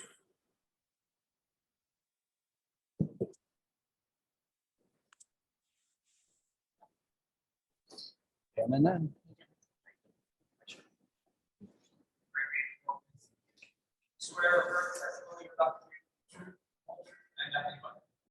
yes. And your name and address for the record. Brenna Jones, 210 Lawrence Avenue, apartment 3F. Thank you so much. Well, I just want to follow up on that. You brought up threats, and any suggestions, I would say, maybe look up Asbury Park, 2021, April this year. The town had voted on rental caps, though the more harsh was voted down by the town. I think it's something we can look into. As somebody who's born here, raised here, I live here, I work here. My biggest fear is 5 to 10 years from now, I'm not be able to afford to live here. I mean, I'm in trouble already. I've talked to quite a few other people, and that's a big concern. To the point where one person I said, if you can't afford to live where you are, what are you going to do? And their answer was, I'm going to live under the bridge over here in town. And that's really sad to me. And another question, I had a question as far as cannabis section. What's your definition of cultivation? And is that going to affect private growers who have medical marijuana licenses at home? And is that going to be considered under industrial zoning? So cannabis right now is legislatively boiled down into 6 classes of licensure. And so statute defines what cultivation is. It's a licensed entity, whether it's a micro license or a big multi-state operator. It is a specific license granted to somebody whose sole purpose is to cultivate cannabis. So more often than not, we see these licenses in towns where they're starting to allow them, the cultivation and manufacturing end up being industrial zones. So if we pursue that and we were going to go down that route, that's likely where we would allow it to happen. Now, your other point on home grow is it's not allowed today. The legislature has not given us that ability, medical patients or otherwise. And so that's the fight, right? So they're talking about affordability, you're talking about patients being able to grow their own. I suspect that's going to come back into legislation, and there'll be some limit on how many plants a medical patient would be allowed to grow. Currently, it's prohibited.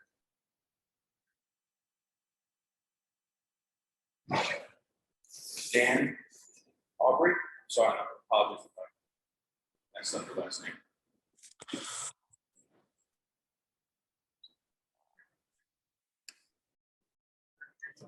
You swear to affirm the testimony you're about to give me the truth, whole truth, and nothing but the truth. Your name and address. Dan Aubrey, 418 Prince Street. Thank you. A few comments and a question. My wife and I moved in here last week, and following like we're here, thank you for all the work you're doing. And Mr. Lynch, or appreciative of being it's been exciting and encouraged here, watching, listening, and learning more, and appreciating what you're doing. I always have small questions, certain little things get my attention related to quality of life. But the question of the streets being public places, not understanding what that means. To me, it opens up words, but if somebody can explain what that means, turning the streets into public places and how that would work. Thank you for that comment. Yeah, so I mean, obviously, all public streets are public, right? But the idea of treating them as public spaces starts to get one to really start focusing in on details that make up that street. The streetscape, the furniture, the sidewalk network, the crossings of the sidewalk, the little pocket spaces that some of the businesses bump out into, put their items into. If you start viewing that as the public space, you start to become more cognizant of other users of that space, and it becomes less of a hurry up and let's get through here, more of a place that people like to come to and experience different things. It all ends up coming out in the wash when you start designing. But you see a lot of examples about that right there. Farnsworth Avenue. Give me an example. Just so we're in agreement. Example today, CK does a good job at it. She's got, you have right out in front of your business, your land, your potted plants, your artwork faces out. You have some things going around the edge of the building. When you're near that space, you feel like you're in the space. And you're not in some generic, like, it's some generic space that has no feeling to it. That has a lot of feeling. What red flag goes up in my mind is I've been involved with other communities where people started using the streets, saying that basing on the idea that they have every right to do something in the street. And they don't. It is a permission granted by the community, generally through the commission or the town council. This is a growing, I think, a growing problem with a number of communities. It's a simple idea. I mean, it's a good idea, utilizing the streets and enhancing the atmosphere, but it can go awry without any consideration of that. That's what I'm looking at. Just trying to figure out where this can go and how, and there's no, you don't want to be somewhere because it becomes a long-term battle. Absolutely. So there, that's, Yeah, no, absolutely. Nothing in this plan is an idea that we can just throw out there on the street today and say, have at it. There's more detail that we can work into what we would allow, how would we allow it, the maintenance of it, the enforcement of it. But when you look at other communities, you know, Collinswood, for example, you know, they have parklets where, you know, in certain places you'll have a parking space and somebody bumped it out and made this little spot where people can sit. And you know, there's regulations attached to that, right? You have to get permission to do it. But we would definitely have to think carefully about how we do it. You're right, it's a slippery slope. thank you, and thank you, everybody. If you bring up when there's a private use of residents use part of the street, they have to go to the city commission to get permission to have a street flood, for example, at the end of your street. They have a street party. They have them all over town, and they always have to get permission to be able to flood the street or in some way inhibit people going up the street. Thanks for clarifying.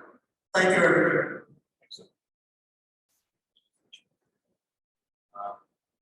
We have Mary Evangelista. Robert.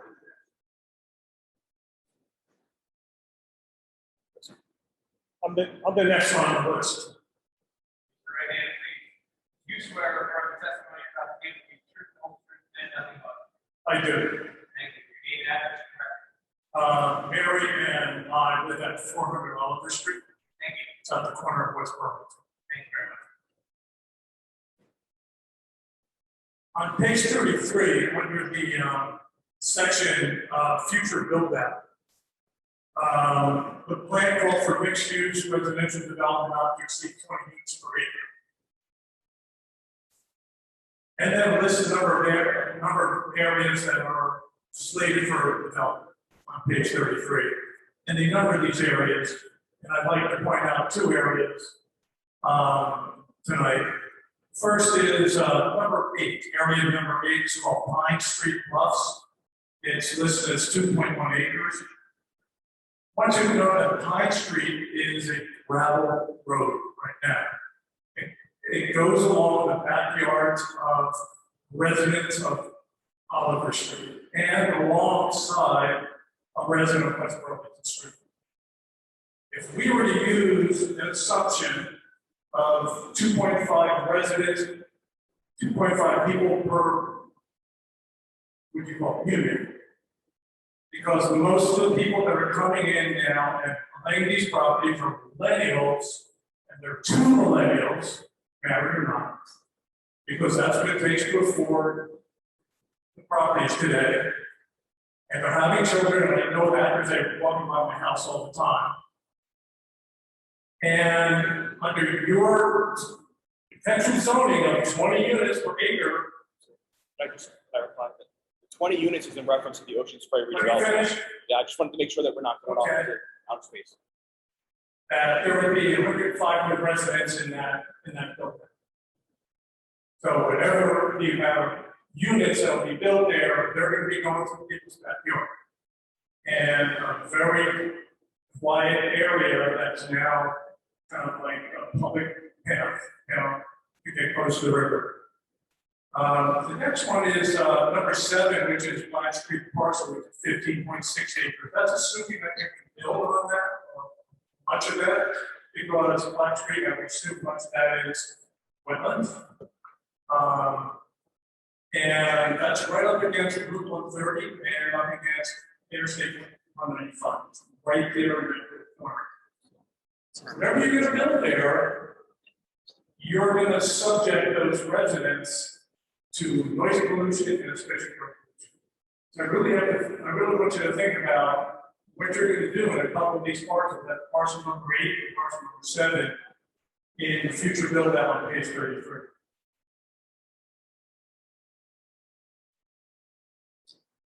So the next one is on page 40. You talk about open space recreation and resiliency goals, goal 16, and to treat the public streets as a public space. And then on page 57, there's an image of pedestrians walking. It's an idealized image of pedestrians walking on a traffic-free, parking-free Farnsworth. I'd like you to consider as a middle ground to look at what Princeton is doing on Witherspoon Street. Witherspoon is one of the 2 main streets in Princeton, the 206. And they are turning Witherspoon from a 2-lane road with parking to a one-way, 1-lane road with parking. And that extra space will go to expand sidewalks. So that doesn't eliminate the parking like you have now. And it gives sufficient, it's a full lane, and it gives sufficient space for emergency vehicles to go down. So all that's being laid out and being worked on in principle. So please consider that as what you do here.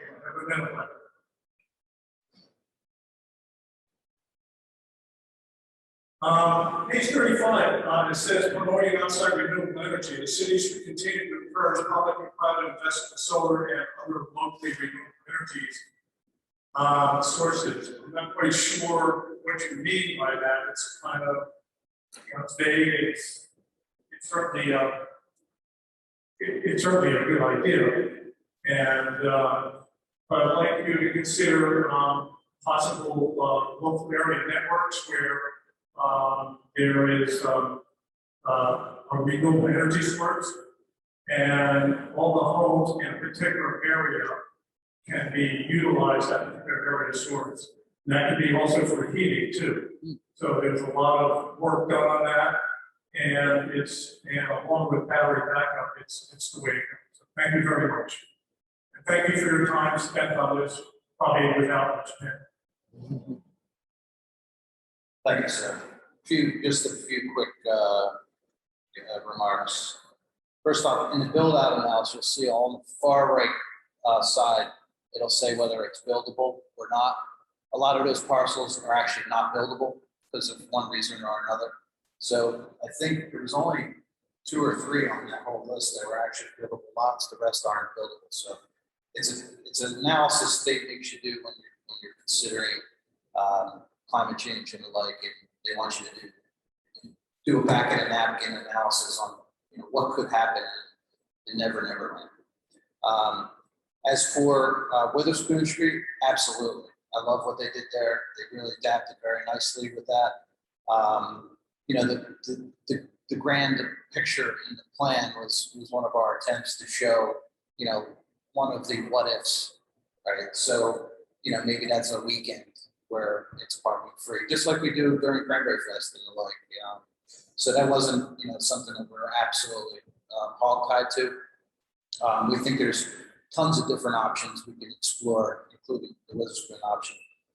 Your comments on the local area network and renewables, that's awesome. I think that's a great one. When we actually get into that level of planning for renewable energy and sustainability, which this is just anecdotally in the plan, when you get into an actual plan that is specifically geared to that, then we can get into really fine-tuned details on that. But thank you for your comments and interest.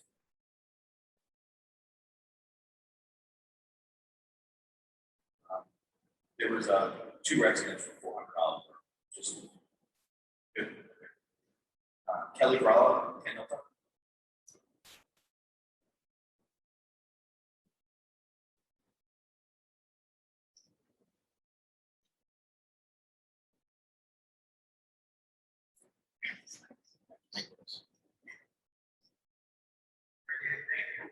You swear to affirm the testimony about the truth, and nothing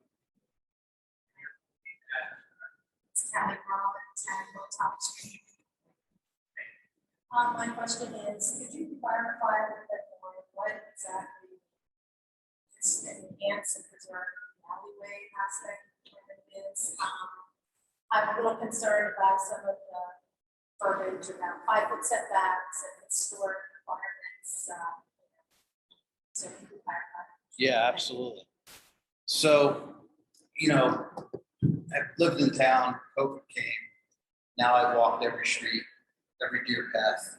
I've been in the river, I've been everywhere. The one thing that I noticed, as you know, Tristan also has done the same thing, my colleague who's been trying to help us to track down some of the audio stuff. But one thing we noticed when we're walking down different pathways is like we have an opportunity to cut down these different alleyways to walk or run and the like. Some of them are quite delightful. And you go down and there's the little garages and they have them very nicely landscaped and almost none of them are permitted under zone. So I said, well, why wouldn't we encourage that, right? So, you know, if somebody has an alleyway, why would we make them put their garage 10 feet, 20 feet into the property when it should be up on the alleyway and utilizing as much of their yard, in addition to giving us a nice ambiance as we're walking through the alleyway. So that's the impetus behind it, encouraging folks to be able to use their properties in the most efficient ways, but also encouraging them to kind of put their best face forward in the back. Because some people do it very well and some people don't. And, you know, I guess it's beauty's in the eye of the beholder, right? But we thought it was something worth pointing out because there are several alleys. And when you're walking and biking through town, you know, the street itself with all the cars and the like, it's not necessarily the best path. So when you're thinking about a complete pedestrian network, doing off-road trails through to Point Breeze or down to the waterfront and connecting the sidewalk networks, you know, the alleys become another little amenity that you can kind of stitch into that. A little anecdote for the region, Chesterfield designed its own work field that actually referenced the alleyways of Bordentown City and little Allentown areas to design out that old work village there. When you drive through there, to me, it's almost impossible to emulate what we have in Bordentown. So I guess the theory is to try to keep and maintain and help develop that because other towns are not only jealous of what we have, they try to emulate it. It's never organic and natural. It doesn't feel it's the way it feels. One more on the list, Mark Crawford, 419 Willow.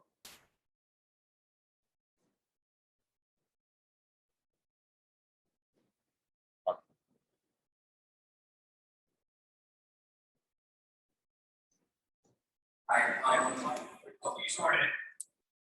You swear to current testimony about the truth and nothing but it. And your full name and address. My name is Mark Brotman. I'm 419 First, I want to say, as a resident of Bordentown, to raise a family here and it's walk with the migrant, provides a diverse space.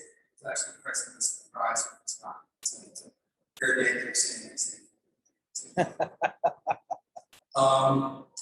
To that end, though, you know, I'm wondering why we are curtailing or curtailing the potential for retail and recreation on Farnsworth between Burlington and Park. I don't know that there's going to be sufficient demand to expand that area, but if there is over the next 10 years for Bordentown to develop that kind of robust recreation and retail corridor for the entirety of Farnsworth, why not create a framework that at least permits it rather than prohibits it? Similar, I mean, we talk about walking and biking around town. People do barrel down way too fast on Farnsworth and other streets, particularly Park.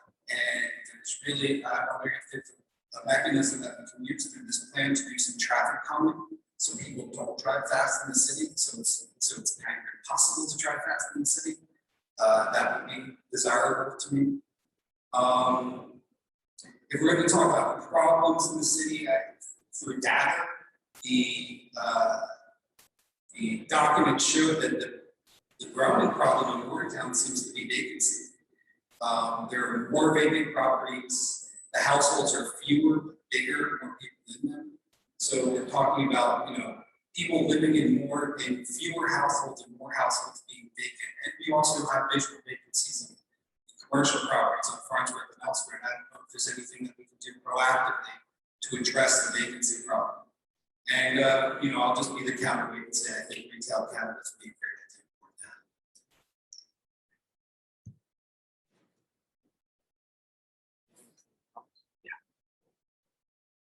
Yeah, so,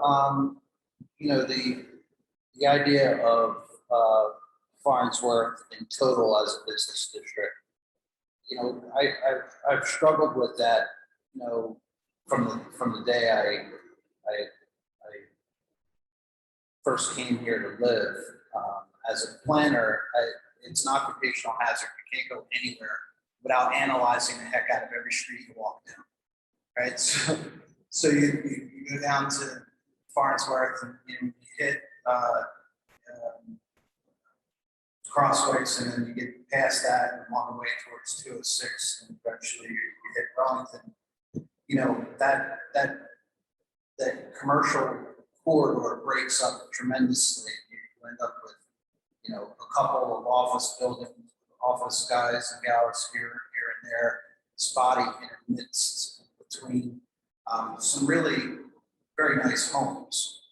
And so I think, rather than the idea of expanding the list of permitted uses all the way down throughout the corridor, to keep it, compact and relatively tight to commercial, and then allow those areas to kind of stay residential seems to make some sense to me, at least initially. I mean, it's something definitely to consider, particularly when it starts to break up into different uses.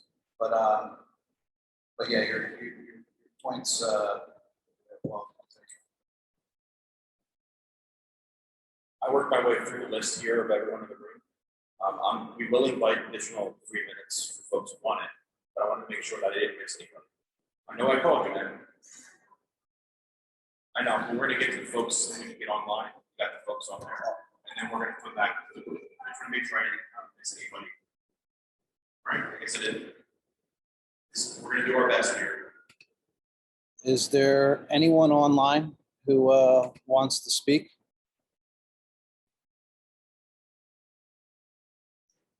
Mr. Brodowski?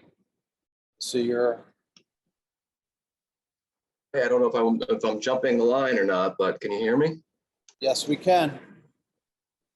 All right, good evening, everybody. Just wanted to applaud everyone who hung in there this evening on Zoom. I think we lost about half the people, but appreciate you taking the time to set up the access to the meeting. And also for all the hard work that the different committees and stakeholders put into creating this draft plan. I think you've done an outstanding job highlighting some of the best parts of the city and areas that need improvement. I also appreciate the additional outreach for public input, and I think other people tonight made some really good points on some additional things that could be included.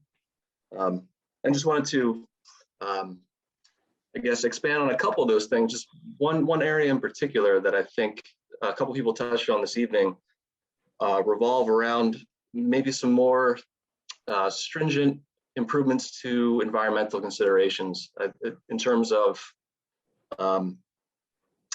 including things like reducing the city's overall carbon footprint, like transitioning the fleet to electric, which is coming within the next 10 years, if this is going to be a 10-year plan, and also trying to move the residents further away from fossil fuels and more in line with renewables. I think that's something the state is pushing as well, so we should be able to encourage some more of that locally.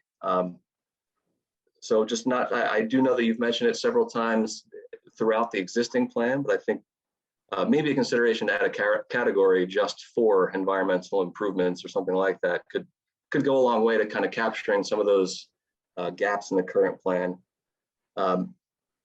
Outside of that, I think there are some really great ideas, and I just worry, as we've seen with some other plans in the past that have come through the city that I've been part of, and I've seen some go by the wayside and some get put to action. I think it really is an important thing to maybe develop a priority list for actionable items. So, we want to see these improvements for pedestrians, safety and traffic calming or whatnot. So I think it would really help to achieve the goals to sort of see what can be done in the short term, mid-term, long term, and what the Board of Commissioners can do to incorporate those improvements with their capital projects in the future. The master plan, in my view, should be something that kind of informs the decisions of the commissioners. So once it's all finalized and things are set, I think it would be great to see the actionable items take priority and to see things happen in reality as opposed to it just existing as a plan. Yeah. So. Yeah. Agreed. But totally thank you, Chuck, and I appreciate all the hard work everyone on the board has just done over the past 3 years now or so. So. It starts, yeah. Thanks, John. Right. Appreciate Thank you. it. There is a Jim that's online. Jim, would you like to unmute yourself and give it a go? Yeah, can you hear me? We can, very well, thank you. Awesome. My name's Jim Ruzich. I live at 6 3rd Street with my wife, Amanda. We are younger. We're the millennial generation that has been spoken about a few times tonight. So figure we give ourselves our voice. We moved here 3 years ago, got renovated a house, loved the small city charm that the town was offering. And this plan seems to be right in line with a lot of what we have had in terms of internal discussions in our own house. The B&B is something we've discussed for a while. Forward thinking, using the waterfront parks. We take our daughter over to the 2nd Street Park constantly. So selfishly, we'd love to see that get a little TLC. But I think for us as millennials, and I can only speak for the two of us, thinking forward is a welcome, I guess, perspective from the town. I think so often us as millennials, we get pinned to say that we don't want to think about the history, whereas I feel like taking our past as a town, which is amazing, bringing it to the present and then thinking about the future is exactly what's going to bring this town to where it can be. Having been in development in my previous life before I moved down here, I was able to firsthand see towns like Westfield, Morristown, and Montclair up in North Jersey kind of get built up. And not to say that we want to do what they did, but I think this town is ripe for development, and not even development, but just to become a central hub of this area. So super awesome job. Was very glad that we were able to listen, and great work. Thanks, Jim. Appreciate it. Let's see. Anyone else online? I don't see any hands up. Oh, Jacob, fire away. Hi, good evening, everyone. At this point, my name is Jacob Richmond. I live at 6 Railroad Avenue. I don't know if you want Duncan Prime to swear me in or not, but he knows who I am. I was thinking about that. Hold on. Yeah, go for it. He's running over here. Hey, John and Jim, are you still there too? Yes, I'm here. Yep. John, you there? Yep, hey guys, why don't you raise your right hands? Do you guys swear or affirm the testimony you're about to give or already gave to be the truth, the whole truth, and nothing but the truth? Yes. All right, John and Jim, we have you on the record. Jacob, why don't you give us your address? Sure, it's 6 Railroad Avenue, Bordentown, New Jersey. All set? Great. So I first just wanted to thank everyone, the planning board and the board's professionals for their time this evening. I know they put in a lot of work to get to this hearing tonight and put a really great plan together, which I've had a chance to give a look over. I just wanted to point out that I moved here in 2012. I rented on Farnsworth Avenue, and I love this town so much that I decided to buy a home on Railroad. And I was super excited to see in the plan that an idea to connect the trails around town. I think that's one of the town's greatest assets. And so I just want to, put my full support behind that, because you really got to put in all the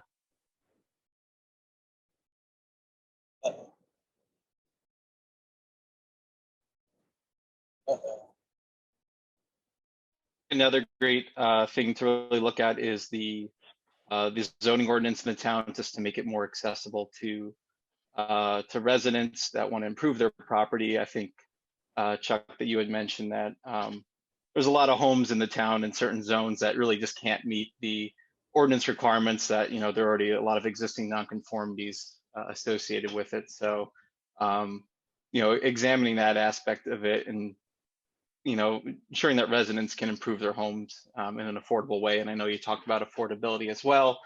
There was some concerns about gentrification, but I did see in the plan that you're looking to promote accessible dwelling units, ADUs, and I think that's one way to really give residents a lot more flexibility with what they can do with their property. So I just wanted to point that out.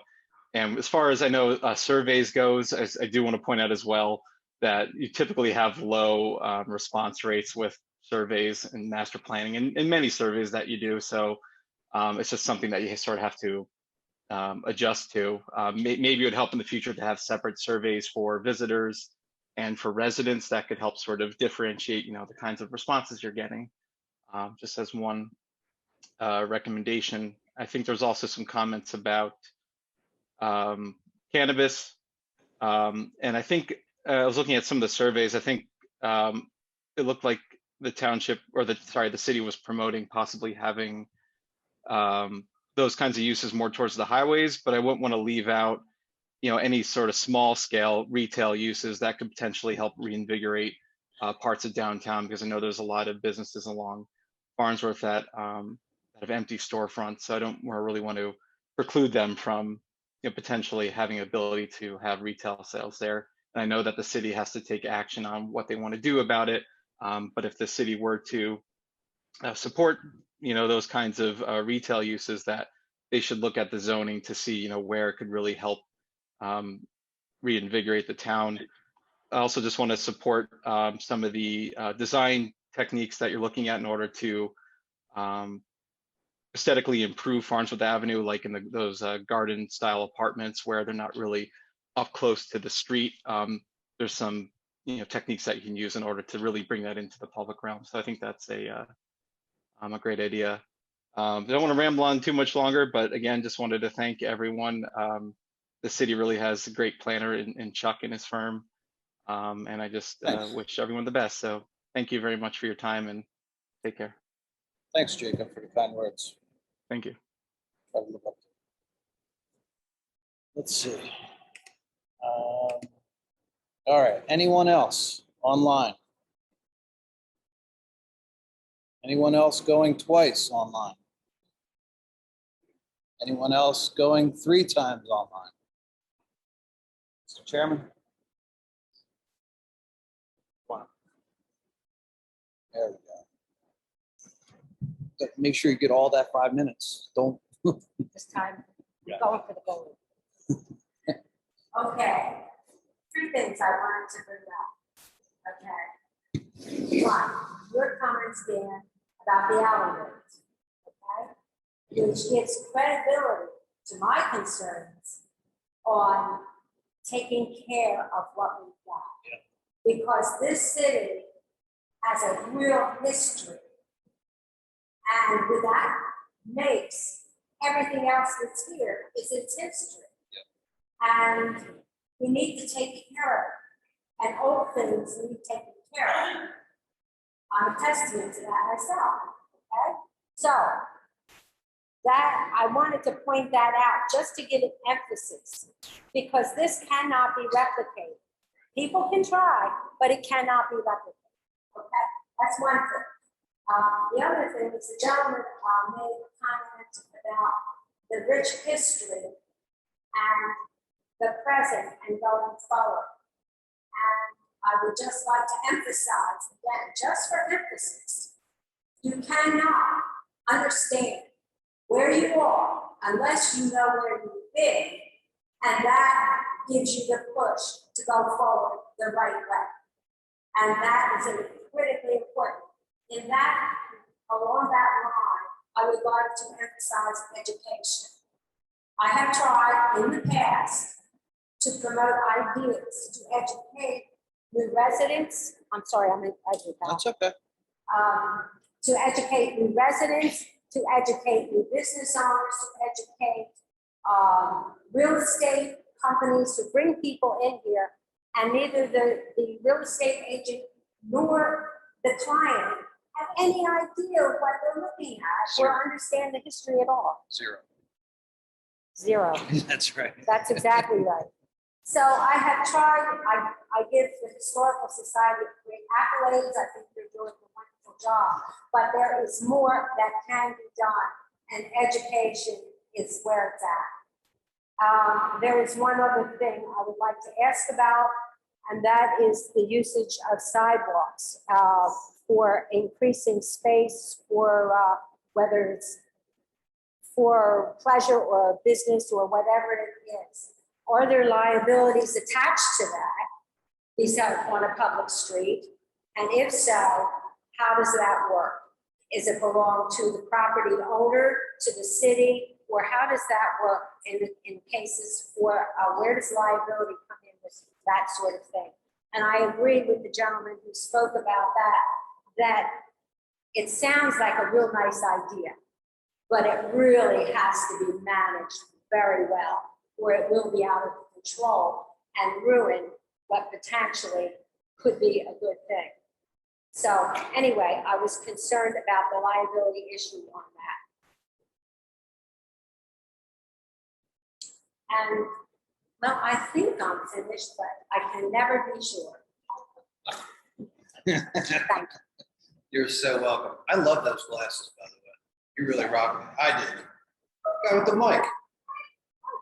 You did. That's right. Oh, you like my glasses? I do. I love them. Well, thank you so much. I appreciate that. An old girl needs to hear things like that. Beautiful. Yeah, liability is definitely one of the concerns that we have to make sure that when we're planning streets and sidewalks and interacting with businesses, absolutely something we need to make sure is part of the discussion. All right, we're turning the corner 9 o'clock. As I mentioned, we're not going to be adopting anything tonight. I also mentioned that comments can be submitted in writing to the city planner, Chuck team, at the email address that's in the book notes. We go again? All right. All right. Jump. I'm sorry.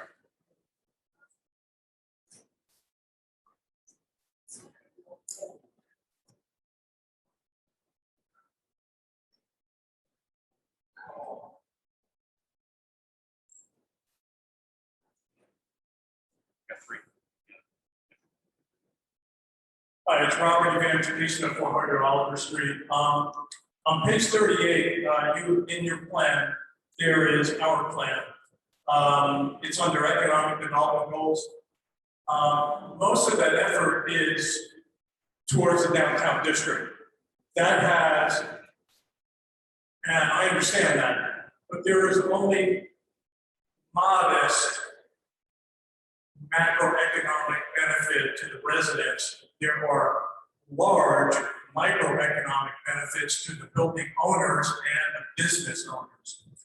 I would like you to consider for the city a live and work situation. A live and work doesn't apply to you if you work for the state and you go to Trenton. Your employer provides you an office.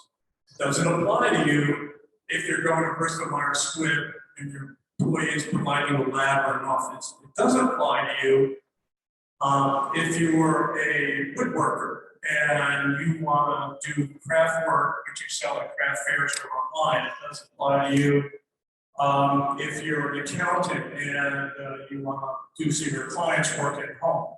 It doesn't apply to you if you're an attorney and you have the same situation. It applies to you if you're an architect, you're an engineer, or if your work is done on a computer.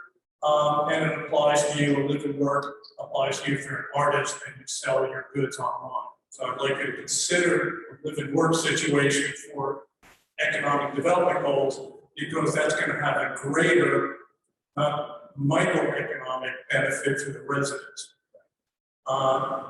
Take that into account that New Jersey scores among the lowest states in the nation for business climate. I think we're down to 46 or 48 on business climate. So that's our quality of life. That's for people starting a business here. It doesn't apply to you if you work for Johnson & Johnson. It does apply if you are an entrepreneur. So based on the kind of people that are moving into the town, which are younger, more entrepreneurial, consider a live and work situation for Bordentown City. Lastly, under page 39, the housing and community development goals, it says, quote, promote age in place through supportive infrastructure. I don't know how many of you walk around town. There are a lot of sidewalks that are have issues. Yeah, there are maintenance issues, and there's no sidewalks. And I want to thank the commissioners who walked Oliver Street where I live, because we're going to get sidewalks and new water, especially Joe Myers, who has put a lot of effort into that, and has reached out to all of us there. When we walked Oliver Street, we did notice, and I'm sure this is for other streets, there are property development along the sidewalk, what would be a right of way for the sidewalk. So if you truly are going to, quote, promote age in place and support infrastructure, have a long-term strategic plan for addressing sidewalks. This is a great community to walk around. Right now, my wife and I spend a lot of time walking the streets, and I spend a lot of time looking over my shoulder walking around town because the sidewalks either aren't there or they're in shape. Thank you very much. Thank you. Just to reiterate that within the coming months, with the help of DVRPC, we were able to secure a grant that handles specifically circulation and parking. So we're going to be drilling down deep on sidewalks and everything else within the coming year. I don't know when the RFP is going to go out at some point. But we hope to get that going and get that done before it's over. Yeah, as someone who pushed baby strollers around town years ago, it's gotten a lot better. But we still need to do better. It's pretty rough there for a while.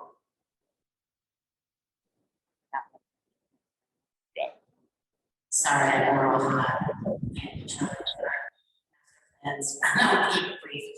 One more point I wanted to bring up was the pocket parks on Farnsworth and specifically in front of Burn Park Apartments. I know in the master plan it says to address the owner, but I would hope the renters in that building were also included, just because if you think about their apartments, there's a lot of elderly and their windows are right in the ground level. I mean, even if they aren't elderly, people eventually live in there. I don't know how many people would want a pocket park in front of their bedroom. So I think that's a valid point. I just wanted to bring up. That's a great point. Thank you. Great stuff.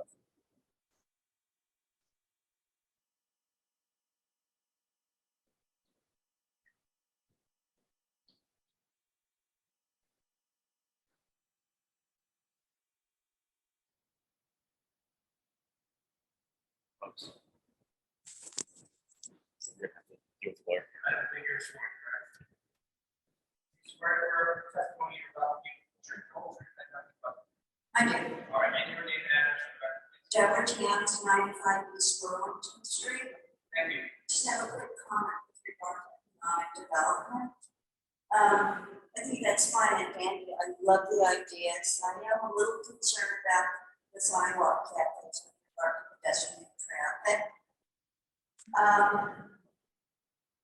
I don't fully agree with the people that they will come. You can't hit up the same 4,000 residents to maintain the businesses on Farnsworth. I think parking needs to be addressed in conjunction with the micros, the macros, the whatever shops that are popping that we want popped up. If you don't address parking simultaneously with those shops, not more traffic out of town. That's all I want to say. Thanks. Thank you. All right.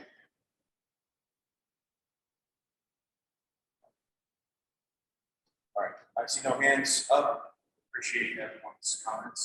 I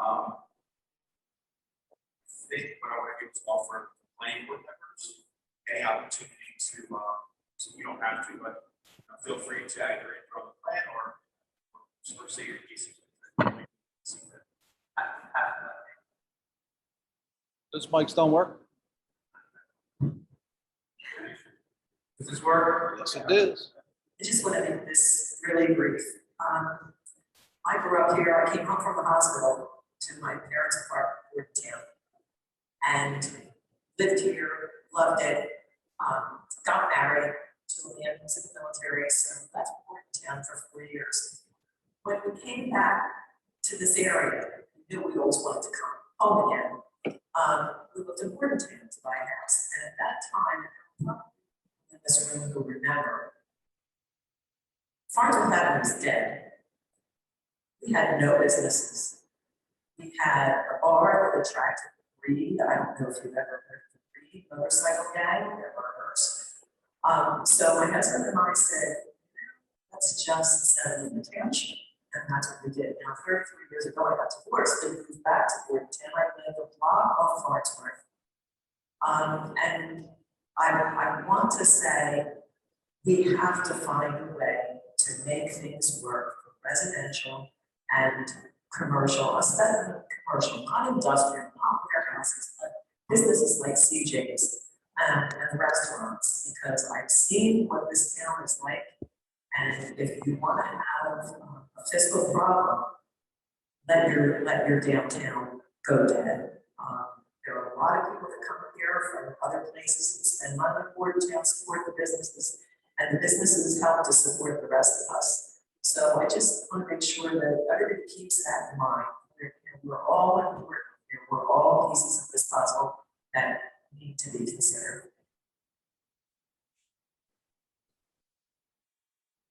Again, I want to thank everyone for coming out. Just a couple quick things. We have to create a balance between all the agencies, people, commercial visitors.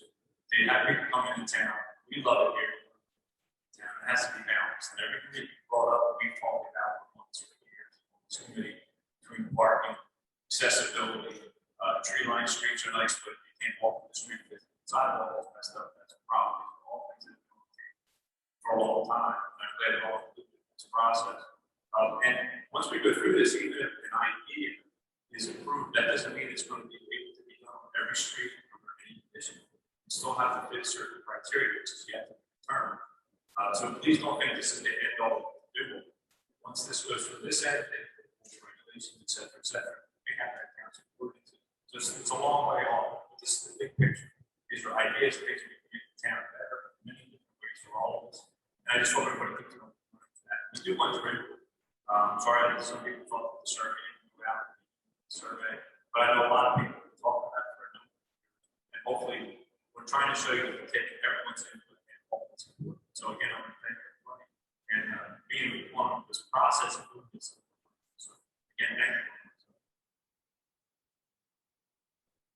I have had the privilege of serving this community for years. I said tonight was probably one of the highlights the 50 years because of the type of comments coming from the public and the initiative that you have taken. What happened 10 years ago, we had a similar hearing. There was 400 or 500 people in this room. Pandemonium. The comments that were made tonight are great. They all are going to be included in what happens eventually. And you are to be commended, and I am extremely proud. This community, people have shown up to give your comments. You know, a lot of people have spent many, many years working for the city in various capacities. It's going to take people like yourself who really get involved and work with the board, work with professionals to bring this thing to a good conclusion for the future of this community. It's come a long way. As Betty said, back in the late 60s, early 70s, I can show you pictures. pictures of what Farnsworth had used to look like back in the late 60s, early 70s. It's come a long way. And people like yourselves that'll bring it even further. So I just want to thank you as residents of the community for the concern you had and the questions you had. Thank you very much.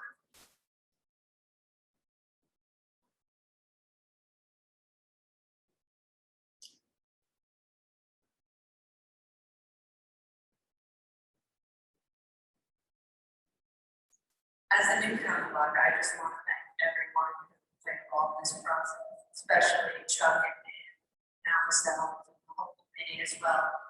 And most importantly, all of you who came out tonight or participated online, because like Mayor Malone said, this input is invaluable, and I hope we all take this to heart and find ways to incorporate what were some really excellent thoughts tonight. So just wanted to say thank you.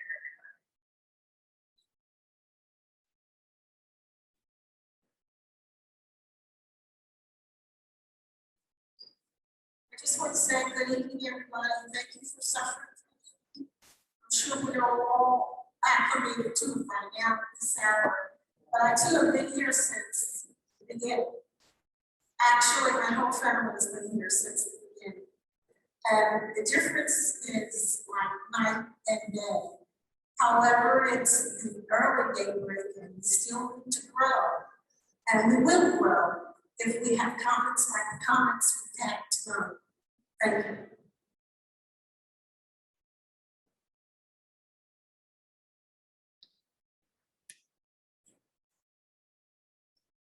So I'm going to ask our attorney to give us some questions.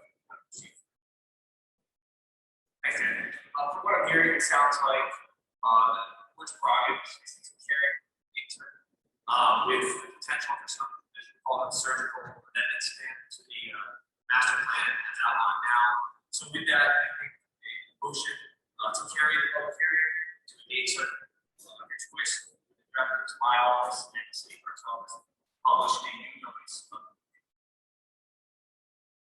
So my recommendation would be to stay to the 29th of the continuing hearing. If we feel that we have sufficient enough time to publish those changes, folks to review, we could be in a position to adopt the 29th of the year, no obligation to do so. All we do is stay it to the future. If we need to feel comfortable right here, we haven't shut this down to make this road per se. Today, we don't plan to. Some case, it's very important for us to get this final plan adopted. So we want to keep it on schedule, not in any shape or form that there's a perception that we're just sooner than later.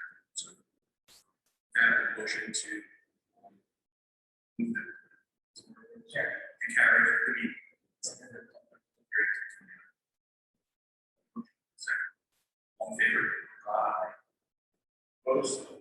Abstentions? All right. All right. So thank you all so much tonight. No more agenda items. Thank you and your patience, for your temperance, and everyone online.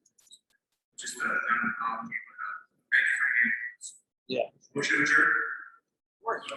Second. All in favor?